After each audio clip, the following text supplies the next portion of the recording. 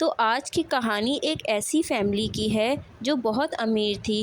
ایک لڑکا جس کا نام عمر تھا، اس کا 8 سال کا بیٹا اور اس کی وائف زارا۔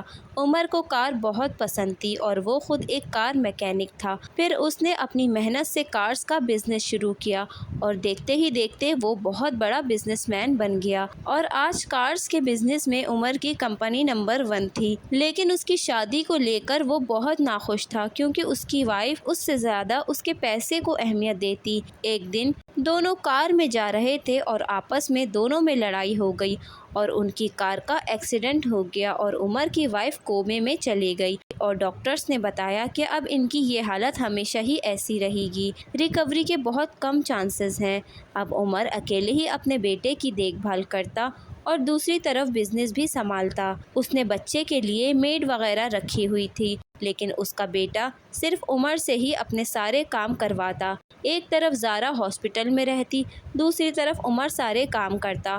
وقت گزرتا گیا لیکن زارا کی حالت میں ذرا بھی بہتری نہیں آ رہی تھی۔ عمر جو کہ زارا سے پہلے ہی تنگ تھا، لیکن اس نے پھر بھی زارا کے لیے سب کچھ کرا، اس کے لیے اچھے سے اچھے ڈاکٹرز کیے، لیکن ان سب سے بھی کچھ نہیں ہو رہا تھا۔ عمر جو کہ اپنی زندگی میں تھک سا گیا تھا، ایک دن اس کی ملاقات ایک لڑکی سے ہوتی ہے جو جاب کی تلاش میں ہوتی ہے، جس کا نام عالیہ تھا۔ عمر اس کو اپنے بچے کے لیے میڈ رکھ لیتا ہے۔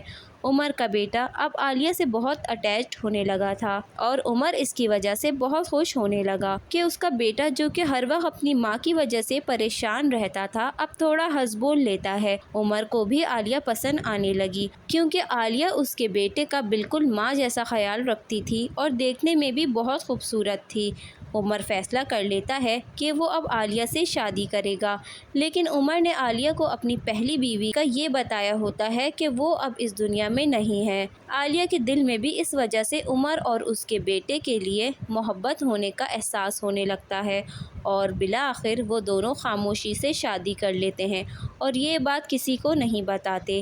جیسے ہی وہ شادی کر کے گھر آتے ہیں، عمر کو ہاسپٹل سے کال آتی ہے۔ ڈاکٹرز بولتے ہیں آپ کی وائف کو ہوش آ گیا ہے اور اب وہ کچھ دنوں میں نارمل ہو جائے گی، تو آپ ان کو اپنے ساتھ لے جا سکتے ہیں۔ اس کال کو سننے کے بعد عمر کے چہرے کا رنگ بدل جاتا ہے کہ اب وہ کیا کرے گا، کیونکہ عالیہ کو بھی عمر نے جھوٹ بولا ہوتا ہے کہ زارا اب اس دنیا میں نہیں ہے۔ ڈاکٹرز کی کال کے بعد عمر کی زندگی الٹ سی جاتی ہے۔ دن رات اسے صرف ایک بات ستاتی ہے، اسے زارا سے کبھی محبت تھی ہی نہیں۔ اس کا زارا کے ساتھ رہنا صرف اپنے بیٹے کی وجہ سے تھا تاکہ وہ ماں سے دور نہ ہو۔ کچھ دنوں بعد عمر ایک فیصلہ کر لیتا ہے، وہ اپنے بیٹے اور زارا کو بہترین تعلیم کا بہانہ کر کے دوسرے ملک بھیجا دیتا ہے جہاں زارا اپنے علاج کے لیے بھی ڈاکٹر سے کنسلٹ کر سکے۔ جب گھر میں صرف عمر اور عالیہ رہ جاتے ہیں، عمر اسے رو کر سب کچھ سمجھاتا ہے۔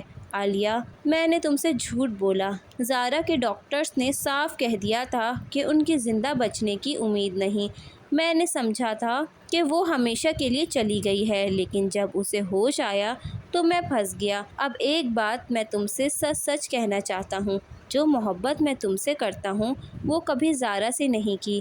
عالیہ کی آنکھوں میں آنسو آ جاتے ہیں۔ عمر اسے یقین دلاتا ہے کہ اب اس کا دل اور اس کی زندگی صرف عالیہ کے لیے ہے۔ دھیرے دھیرے عالیہ بھی سمجھ جاتی ہے عمر کی محبت سچی ہے۔ کہانی یہاں ختم ہوتی ہے کہ عمر اپنی زندگی کا نیا سفر عالیہ کے ساتھ شروع کرتا ہے، وہ سفر جو محبت اور ایمانداری پر مبنی ہوتا ہے۔ تو کہانی پسند آئی تو سبسکرائب کرنا نہ بھولیے۔